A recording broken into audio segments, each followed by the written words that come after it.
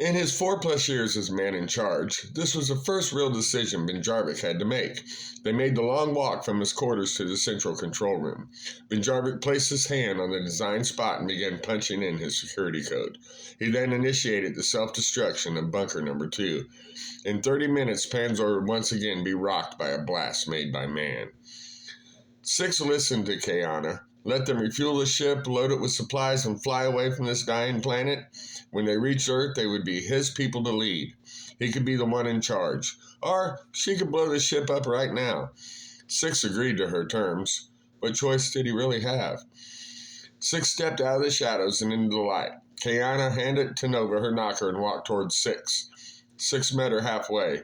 They shook hands and smiled. At precisely that moment, the alarm went off for a second time. Kayana told Six to follow her. Running back to the control room, they saw the self-destruction timer at 28:32. Kayana shouted instructions and all scurried off to do her bidding. Six admired her leadership.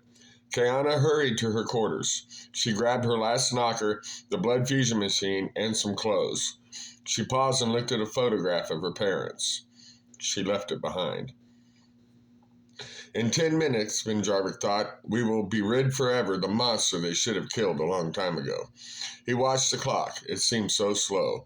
He watched all the monitors on this day, for nothing exciting ever really happened. His heartbeat was up. Still, he felt sad. The ship was refueled. The flight path was set and locked. Supplies were put on board and everyone was sitting as the doors shut. Six looked out the window. It seemed like he had done this before.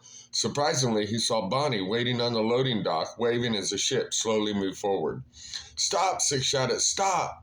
But Kayana explained it was too late. It's an A to B and B to A flight. I know, Six muttered, cutting her off and tuning her out. He watched as Bonnie disappeared. She looked so much like Alice. 4, 3, 2, 1... Benjarvik saw Bunker 2 blink under the black smoke of Panzer. That was it. Like a light, on, then off. He breathed a sigh of relief. They cheered half-heartedly. After 10 minutes, he turned off all but the interior monitors of Bunker 1. If he had watched a little longer, he would have seen Lizarain emerge from the black sky. Once the ship cleared the black smoke and was in space, the ship erupted with joyous cheers, then grew quiet, very quiet. Six sat in his chair. Kayana whispered to him. Six stood up and said, "Let the party begin."